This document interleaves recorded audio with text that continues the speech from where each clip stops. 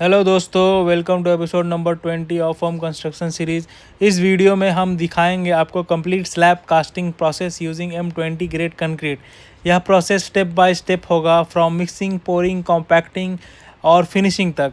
हम दो slab cast कर रहे हैं। एक स्लैब नंबर 1 S1 है जिसका थिकनेस 125 mm है, S2 जिसका थिकनेस 150 mm है।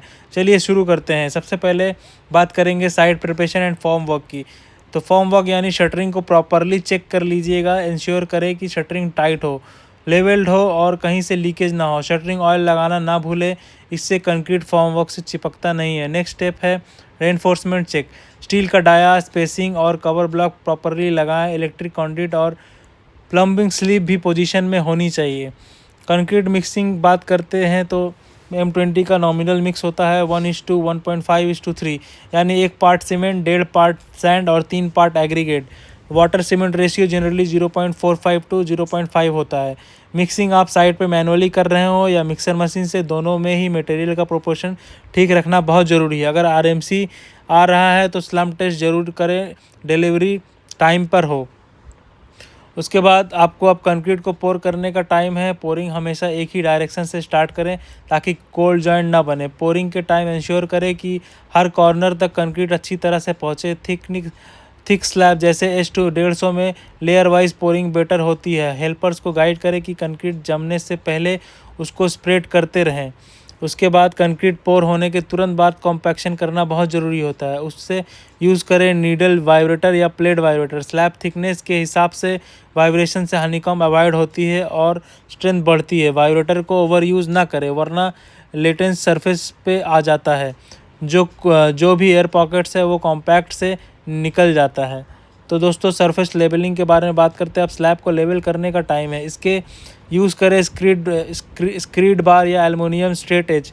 जैसे कि आप लोग देख रहे हैं यहाँ पे वुडन एज का इस्तेमाल किया जा रहा है for surface levelling. Level check करते वक्त लेज़र लेवल या वाटर लेवल का भी यूज़ कर सकते हैं। पहले रफ लेवलिंग, उसके बाद फाइनल फिनिशिंग।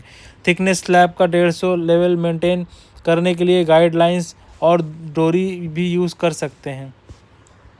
तो अब आ जाते हैं हम लोग फिनिशिंग वर्क पे। तो स्लैब को लेवल करने के बाद जब सरफेस थोड़ा सेट होने लगे तो ट्रॉवल फिनिश दिया जाता है। पावर ट्रॉवल या मैनुअल ट्रॉवल यूज़ कर सकते हैं सरफेस को स्मूथ बनाने के लिए। ध्यान रखें कि फिनिशिंग तब करें जब कंक्रीट में थोड़ा सेट हो जाए, ना ज़्यादा गीला ना ज़्यादा हार्ड। अगर फ्लोरिंग टाइल होने वाली है तो स्लाइटली रफ फिनिश भी दे सकते हैं फॉर बॉन्डिंग। उसके बाद आ जाइए, हम लोग आपको क्यूरिंग का इंस्ट्रक्शन दे देते हैं। स्लैब कास्ट होने के बाद सबसे इम्पॉर्टेंट स्टेप होता है क्यूरिंग। क्यूरिंग से कंक्रीट की स्ट्रेंथ प्रॉपरली डेवलप होती है। आपको कम से कम 7 से लेकर 14 दिन तक, और कहीं कहीं अगर आपका केमिकल दिया हुआ तो 21 दिन तक भी क्यूरिंग करते हैं लोग। आप 7 दिन से लेकर 14 दिन तक कर सकते हैं, प्रेफरली पॉन्डिंग मेथड से, या फिर हेशियन क्लॉथ। अगर पॉन्डिंग नहीं बना पा रहे हैं तो हेशियन हम तो रेकमेंड करेंगे आपको पॉन्डिंग मेथड से ही करिए। सुबह पॉन्डिंग करके आपको शाम तक में पानी भर देना होता है, ठीक है। और दिन भर में आपको क्यूरिंग कंपाउंड स्प्रे मिलते हैं, उसको भी यूज़ कर सकते हैं, या पानी से भी दिन भर स्प्रे करके शाम को पानी पूरा भर देना होता है। तो कुल मिला के बात यह है दोस्तों कि इस तरह से कंप्लीट होती है M20 ग्रेड स्लैब की कास्टिंग। चाहे स्लैब S1 हो 150 mm का हो, या चाहे S2 हो 125 हो, में क्वालिटी और कंसिस्टेंसी मेंटेन रखना सबसे बड़ी इम्पॉर्टेंट बात होती है। और अगर आपका स्लैब बहुत हाइट पे है तो आप लोग साइड में रेलिंग ज़रूर बना दें। हमारा स्लाइड जो हाइट है बहुत छोटा है, इसीलिए हमने रेलिंग नहीं बनाया, जैसे कि देख सकते हैं। और जो ट्रेंड लेबर है उन्हीं से काम करवाए, नहीं तो आपका स्लैब ख़राब हो सकता है दोस्तों। ट्रेंड लेबर, ट्रेंड मिस्त्री जो है उन्हीं से करवाए। तो चलिए नेक्स्ट वीडियो मिलते हैं, क्यूरिंग के बारे में बताते हैं। तब तक के लिए थैंक यू।